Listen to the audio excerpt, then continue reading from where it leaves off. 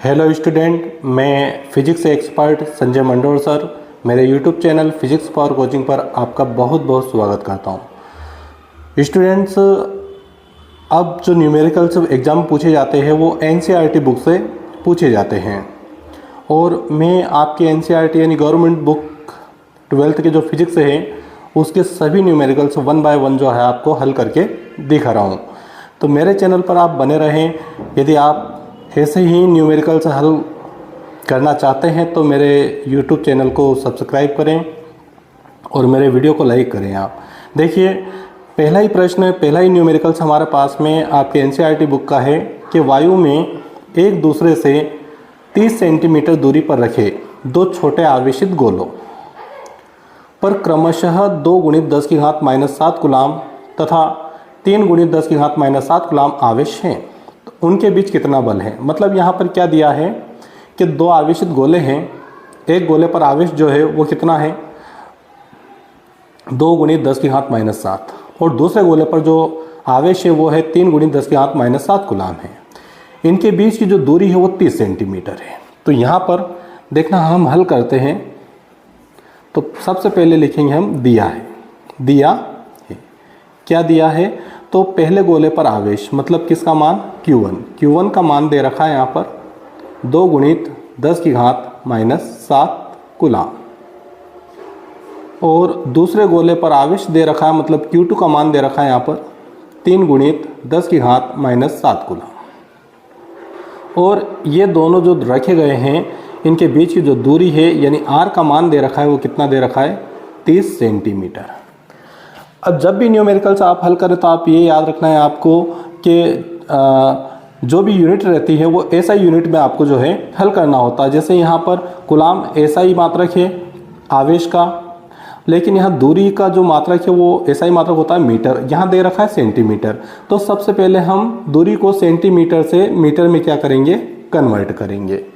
तो इसमें क्या होगा कि 100 का भाग लगेगा क्योंकि 1 मीटर के अंदर 100 सेंटीमीटर होता है, इसलिए यहाँ पर 30 गुणित 10 की घात -2 यानी 100 से हमने भाग दिया मतलब 10 की घात -2 से क्या कर दिया हमने गुणा।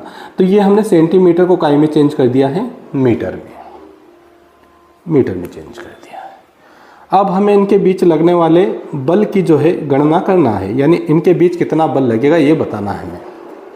तो सूत्र है कूलाम के नियम से, कूलाम के नियम का जो है यहाँ पर हम फार्मूला लेते हैं। फार्मूला है हमारा F बराबर 1/4 pi epsilon naught into Q1 into Q2 by R²।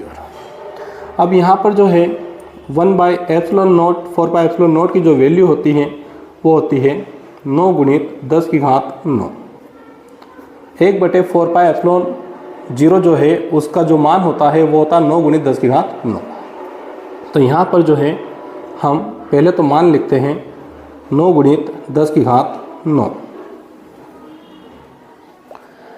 अब यहाँ पर Q1 का मान है मेरे पास 2 गुणित 10 की घात -7 इंटू फिर Q2 का मान है 3 गुणित 10 की घात -7। ये रहे Q1 का मान और ये Q2 का मान बटे में दूरी का वर्ग है तो दूरी जो है मेरे पास कितना है 30 गुणित 10 की घात -2 का वर्ग।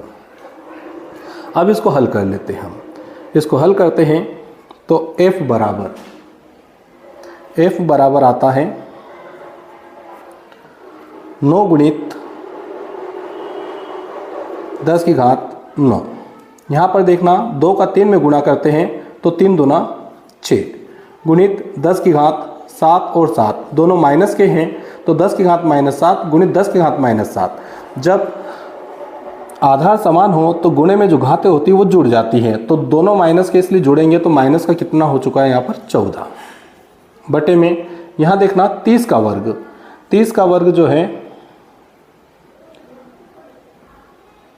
वो हो जाएगा यहाँ पर 3 का वर्ग 9 होता है और 30 का वर्ग 2 शून्य और लगा दीजिए तो 900 हुआ। या फिर आप डायरेक्ट यहाँ पर शून्य को भी हल कर सकते हैं, एक शून्य इसको देंगे तो 10 की घात -1 हो जाएगा। इंटू में ये हुआ 10 की घात 2 दूना 4 माइनस का कितना 4, ये 10। अब देखना यहाँ पर, इसके बाद में f बराबर ये हो जाएगा 9 गुणित 10 की घात 9। तो 9 का हम 6 में क्या करते हैं, गुणा कर देते हैं। 9 छंका कितना हुआ, 54 हुआ। तो ये 9 छंका हमने लिखा 54। फिर उसके बाद में यहाँ पर देखिए 10 की घात 9 और ये 10 की घात 14। तो ये 10 की घात प्लस में है, ये माइनस में है। तो जब आधार समान हो तो गुणे में घातें जो है जुड़ती है, तो लेकिन एक माइनस की घात एक प्लस की, तो ये घटेगा, यहाँ पर दोनों माइनस हो जाए। तो 14 में से 9 गया, 9 गया तो कितना बचा, 5 बचेगा। अब 5 काय में बचेगा, तो बड़ी संख्या जो है माइनस की, इसलिए जो 10 की घात 5 बचेगा वो बचेगा माइनस में। तो गुणित 10 की घात माइनस कितना बचा, 5। अब अपॉन में जो लिखा है वो लिखा है 900 गुणित 10 की घात माइनस 4। तो हम एक काम करते हैं, 2 शून्य जो है इसको दे देते हैं। तो ये 2 शून्य का मतलब होता है 10 की घात 2। तो 10 की घात 2 और ये 10 की घात माइनस 4।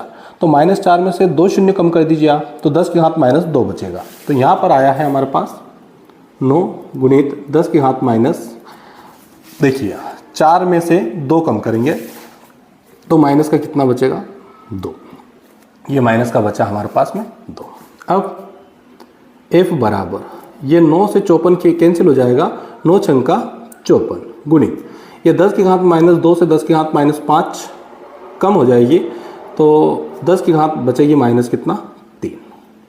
माइनस 5 में से माइनस 2 कम हो जाएगा, तो माइनस माइनस प्लस 2 हो जाएगा, माइनस 5 प्लस 2, तो माइनस का 3 बचेगा। तो 10 की घात माइनस 3, ये इतना बल लगेगा इस पर। दोनों के बीच कितना बल लगता है, तो 6 गुणित 10 की घात माइनस 3। तो स्टूडेंट्स, मेरा ये सवाल आपको समझ में आते हैं तो मेरे चैनल को आप ज़रूर सब्सक्राइब करें, क्योंकि मैं इसी प्रकार के जितने भी न्यूमेरिकल्स जो आने वाले हैं बोर्ड एग्जाम में वो आपको हल करके देता रहूँगा।